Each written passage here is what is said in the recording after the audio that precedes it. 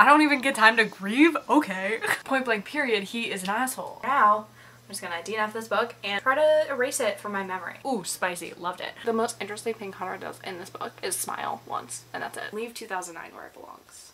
Hey, hello, how are you? I'm Pia. A little while ago, I made a video about Heartstopper, and you know, I'm gonna be honest, it took over my life, and it took maybe years off of my life because it was so stressful and dysfunctional, just the process of making it. But I did have a lot of fun, you know, like in the beginning, like when I first filmed it. So I'm back, hopefully, to not get copyrighted. So let's fingers crossed on that one. I might do this a little bit differently, so we're gonna find out. Who am I? Why am I here? So if you didn't know, if you're living under a rock, bye baby. The series on Amazon Prime of, what is it called?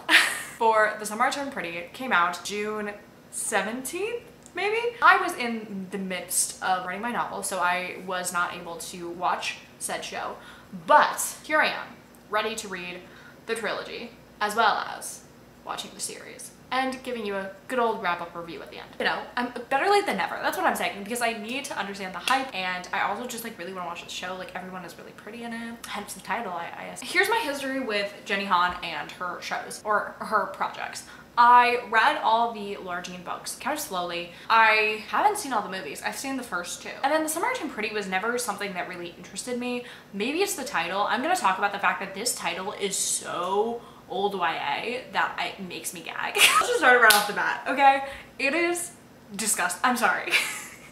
I just don't like that message to young girls, personally. But you know what? I haven't read it, so let's find out. I also know that at least the covers were like always really ugly. I'm just roasting this book series. I haven't even read it. Okay. But I know it had like, at least on one of the editions, don't ask me which one. If I find it, I'll put a picture. But it had like a whole cast of white characters. Or I'm wondering, in the book, is that true? Because I find that interesting. But anyway, I don't know if it's like a Bridgerton moment. You know what I mean? Like, there was not diversity in the source material, but they added it for whatever reason. I'm just wondering that. I don't know. I'm curious. I know that there's a main character named Belly, and I did have to have it explained to me that that is not actually her name, because who the fuck? Who the fuck calls her? I'm sorry. Even as a nickname, like what even? So that was pretty much my first impressions of the world of The Summer I Turned Pretty, it being misogynist, sexist, and silly. So we'll find out. They're pretty short books, so I'm going to get them from the library for my e-reader, but it's upstairs, so I'll have to go get it. So obviously I have low expectations. I know that people are really enjoying it, the show. I know that there's a love triangle, which is like, Jenny Han loves a love triangle, she's not. And here's the thing about a love triangle and me, I don't love a love triangle. And a love triangle between brothers, like, oh my god, tension, hello. So I'm gonna pick up the first book, The Summer I Turned Pretty, and then it's Summer, Summer, Summer, and then Summer Sidwidoo, and we're gonna have a blast from the past reading them. No, I'm not buying them because I don't know if I'll like them, and I have no budget for my videos, so. This came out in 2009. Oh, that's like Twilight era. Okay, okay. Expectations have been lowered. They have been lowered. I'm gonna go start reading that book, and I will let you know my thoughts as I'm going along. There are definitely gonna be spoilers in this video, so if you have not read the Summer series or watched the show, either enjoy your spoilers or I'll see you in another video.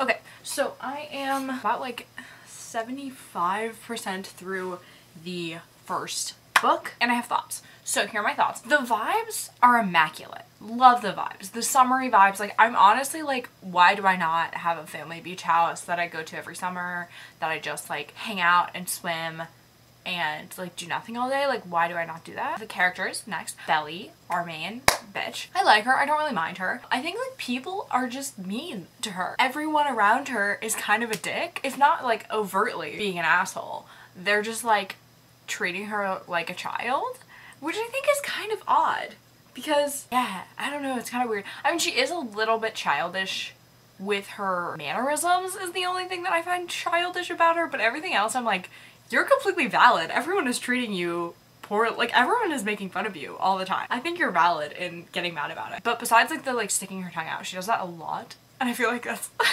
I mean, like, I don't know how often people do that. But okay, then we can talk about Jeremiah and Conrad. Love Jeremiah. I knew I was gonna love Jeremiah just from the promos. I was like, he's such a sweet being. And I mean, even when he's not the best, he's not the best, you know, like we love him, a really great character, but Conrad is just an ass. Like, from start to finish. Like, point blank period, he is an asshole. And I don't understand. Like, I get that he's hot, but he's really rude. And I'm like, girl, like, you do deserve better than this man because he's a dick to you. It's giving very kissing booth vibes. Obviously not on purpose, but I don't know if anyone else notices that because, like, I feel like one thing I remember from the kissing booth is, like, it was constantly, like, the older brother, what was his name? I don't remember. Noah? Was like, oh, get away from the party, like, oh, I'm pretending to, like, being, like, very, like, protective, but, like, oddly, and she's like, no, I'm just doing my thing, and, like, that's kind of the vibe I'm getting. So is it just the kissing booth? I'm waiting to find out. And I don't get why she still likes him.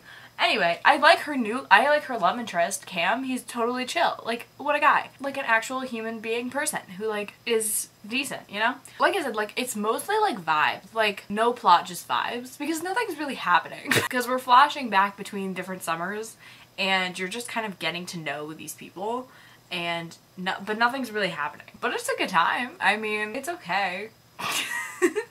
It's pretty decent. I'm going to go back to reading that book now because I have nothing better to do. So I feel like I was bamboozled with this book. One, because it's not a love triangle, like, legit whatsoever. Like, it's only a love triangle in the fact that, like, I guess everyone loves Belly, which is, like, kind of iconic because she's kind of iconic herself. Nothing really happens with her and Jeremiah, really. He just, like, eventually admits his feeling and then she's like, sorry, I'm still in love with your really annoying brother. The whole, I mean, I kind of saw it coming, the whole, like, the darker tone, which is fine. I don't know, I think it's just probably more played out now than it was at the time, which is valid. You know, there was just kind of a surge of young adult novels centering around characters with cancer. It's just like, I found that to something I predicted.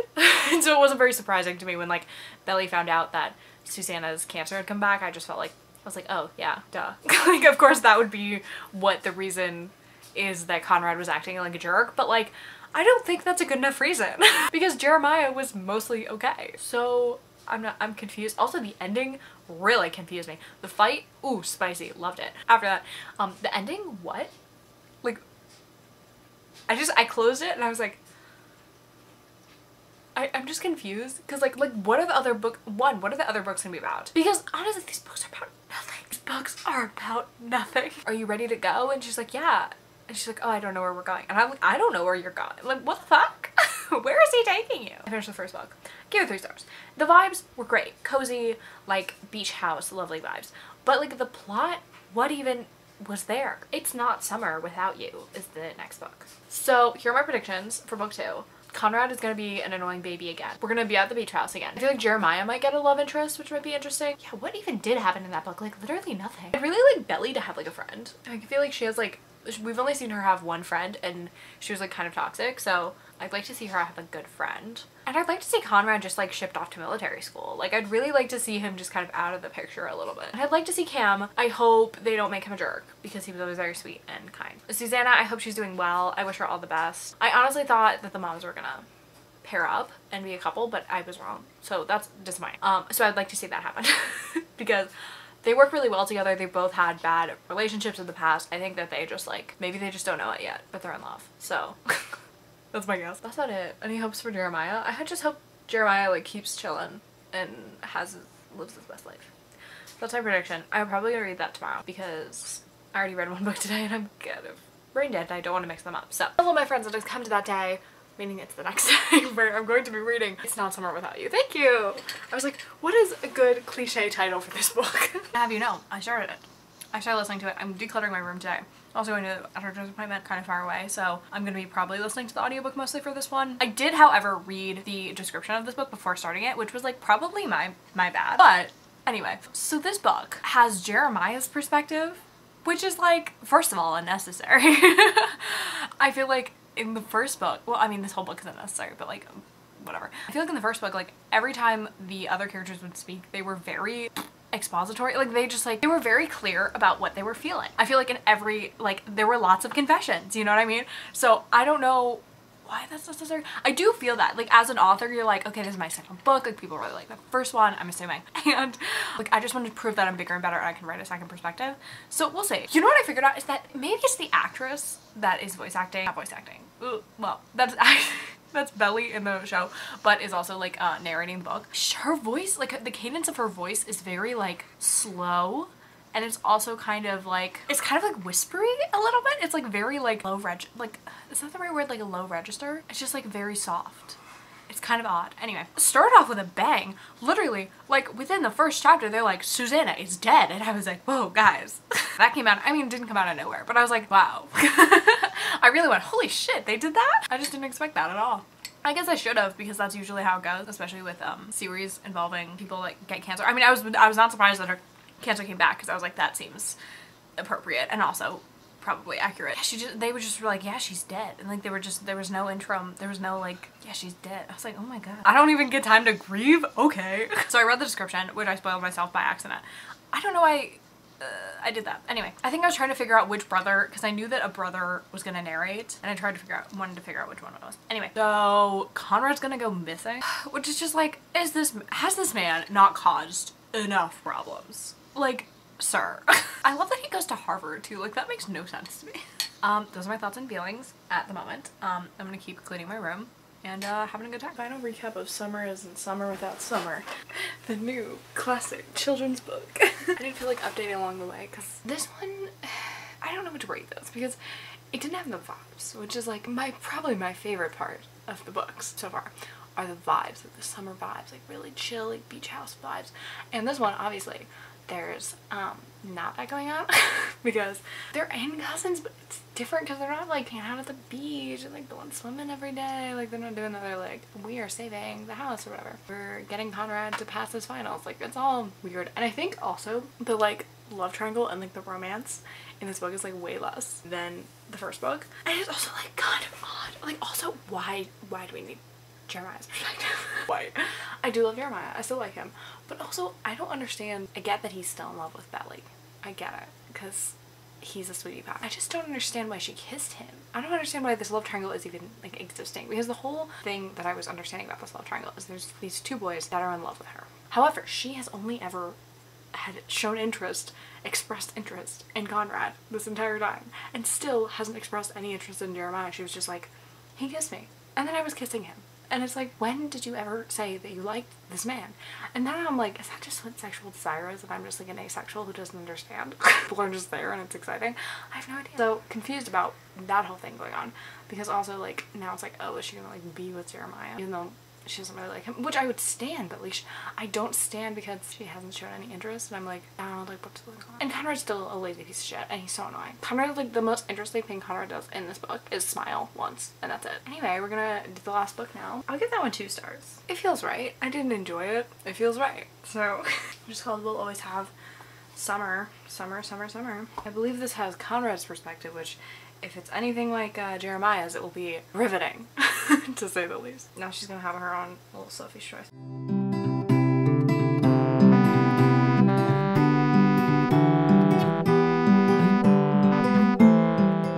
Before I start this, the other thing I forgot, actually I did start it. The other thing I forgot to mention was the ending of the last book. It was very like, it was like many years later. I'm reflecting on my life and the boy that I chose. And this first chapter is talking about a wedding. And listen, I actually don't like when like adult romance books end with a wedding because I just find that to be kind of annoying. For a young adult book where unless there's a time drop, this main character is a hot 17. Why is she talking? Listen, maybe I'm weird, maybe I've just never thought about marriage. There is a part of me that is going, what world? I knew someday I would be Billy Fisher, but I just didn't know it was gonna be happening like this. Like what the fuck, who is proposing in this book? Garbage are you feeding these young children? I just don't know. Anyway, I thought I would share how each book ends so weird. And it's also like passenger side door. Like what is that? Like what is that? I don't know. And she was like, I haven't had 2 big loves in my life. And I was like, no you haven't. You literally had one and it was like pining after this guy who's like literally garbage. And then Jeremiah just like loving you, but like you never expressed any feeling of loving him. Literally ever. Like was that all off the page? Like did I just like, we just didn't feel like writing about that part? Quick update, about 5 literally less than a minute later. She just finished her first year of college, so time jump. Yo, remember when I used to put my camera here like all the time? I forgot. Anyway. Okay, so I'm thinking about DNFing We'll Always Have Summer because glory G, do I 1 not care about this book, and 2 I just like, I said in the first one, I was like, this is good vibes. Like I don't really care about the plot, to be honest, but the vibes are there. The vibes are great. Second book I was like, vibes are like not really there for the most part. Third book, the vibes are horrible here. Like, where am I I feel like I'm living in the Twilight Zone. Like, I don't know where I am. And this whole book is just ridiculous. Like, absolutely ridiculous. Like Belly's getting married, like, to Jeremiah, and Conrad's just, like, sulking about it low-key because he's like, oh, I guess I have to, like, let this happen. And, like, you just know, like, they're gonna fuck or something. And I just couldn't care less. I could not give a single less shit. And you know what I find so funny and so hilarious about this book is not only that these characters are my age and getting fucking married, but also that, like, this, like, is this going to be in the TV show? Like, I am going to shit my pants if they make a season, like, if their season 3 matches up with this 3rd book and it's about this fucking whole marriage disaster thing, because everything is so goddamn toxic. Every single thing. The relationships, the, like, body image, the girl hate, the slut shaming, everything is horrible. And I just, like, don't understand.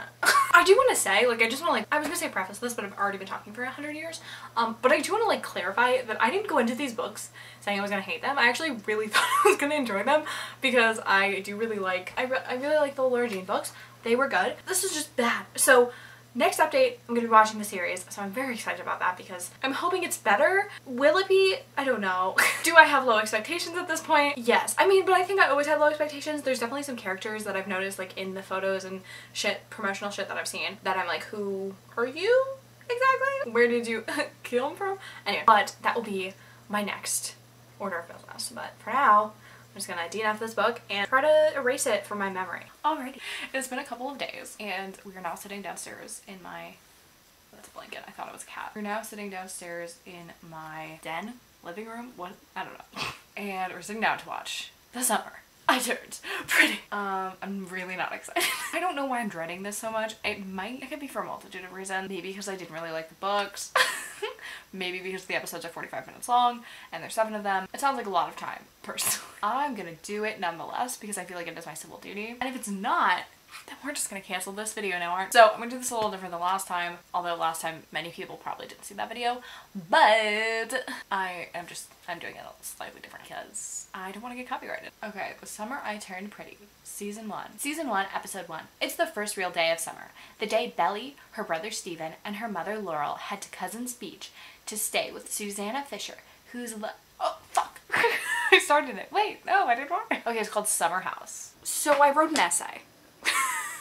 And I will be reading it because I'm not going to memorize these 3 pages. I'm going to read it to you. I hope you're okay with that. The one problem with doing these in-depth type of videos is how much time you commit to them. And when you spend a long time reading 3-ish books that aren't that great, it's hard to force yourself to commit to watching over 5 hours of a show that isn't much better. So I decided that for this review portion of the Read React review, to try to sum up my thoughts on the book and the TV series and The Summer I Turned Pretty as a whole in this way, even though I only watched 2 episodes of the TV series. In general, it's very frustrating to force yourself to read or watch something when these are 2 activities that are meant to be enjoyable, relaxing, and stress-free. My dislike of The Summer I Turned Pretty festered and grew, making me almost scrap this video entirely, but I hope that I can succinctly address my issues with The Summer I Turned Pretty without completely roasting it. If these are your favorite books, characters, and episodes, I mean you absolutely no harm. More power to you, honestly, and I hope that no one takes offense by my opinion on the series. So for a brief history, The Summer I Turned Pretty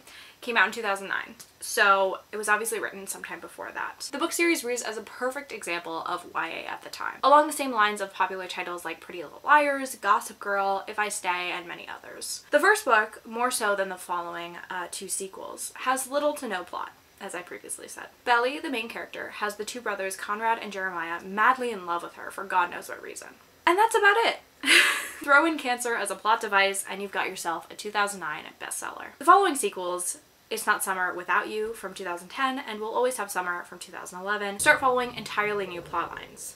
And gone are the days of summer house bliss. With a runaway Conrad, the sale of their beloved seaside home, a teen engagement, and other pointless and silly roadblocks in the Belly and Conrad, or Belly and Jeremiah, romantic universe. The problem with the book series can easily be blamed on the time period. Of course, in the 2010s, every girl's dream was for 2 brothers to fight over her all the way to the altar. But unfortunately, Bella and Edward had their time. Now, we must ask ourselves the question of why these superficial and clumsy books that market themselves as romances while promoting toxic relationships have a voice in 2022. Unlike some of the previously mentioned 2009 and 2010 YA classics, The Summer I Turned Pretty adaptation didn't hit screens until 2022.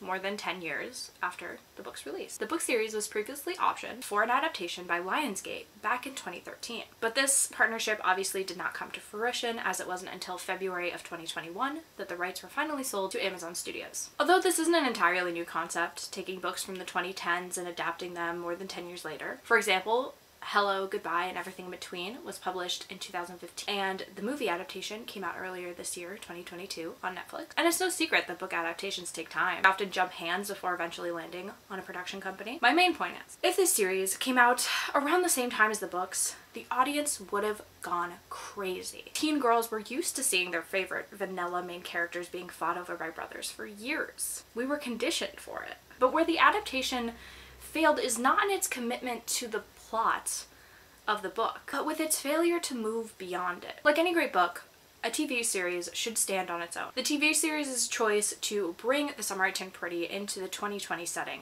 is not a mistake in and of itself. But when you couple a series set in 2022 with gender roles steeped cotillions, forced representation, and a world that still very much revolves around superficiality, you muddle your point entirely. It's not to say that this couldn't have stayed in the vein of other adaptations by keeping the story set at the time it was written. By excluding any major changes to the story that would have made it a more contemporary show, they were left with a 2010 era romance with a couple of new things thrown in, and forcing the word woke out of the mouths of every actor on screen. Unfortunately, The Summer I Turned Pretty lost me. I have not fallen victim to the attractive actors and set design, although I do love Belly's wardrobe. From so much as the title, you can see this is a series, these are books and ideas that represent the past. Today's kids don't know about the transformative power of that one summer that they turned pretty. Forced into a world where everything is online, they're not allowed to have an awkward stage. Today, kids Belly's age have had Instagram since they were 10. They refer to their 12-year-old self as cringe, while they never so much as wore the wrong shade of foundation. And they know more about NFTs than I do. This speaks to a different generation entirely, in a way that is poorly blended together, like a chunky smoothie of girls wearing white dresses to come out and two boys kissing to the beat of dubstep. My thought is, my opinion is, if anyone's still listening, to make way for the future. There are so many amazing, diverse stories out there that are just begging for their moment on screen. Read them. Listen to what they have to say. And leave 2009 where it belongs. And that's all I got. I promise I won't write an essay for every video, but it does help me process. So make sure to let me know your thoughts on The Summer I Turned Pretty in the comments down below. I'm very interested to hear your thoughts. No bullying, please, on my behalf or anyone else's. I really don't like hating on things. I just would like to critically address the problems that I have. And I hope that I accomplished that. Yes, with that being said, make sure to like, subscribe to all the things, and I will see you in my next video. Bye!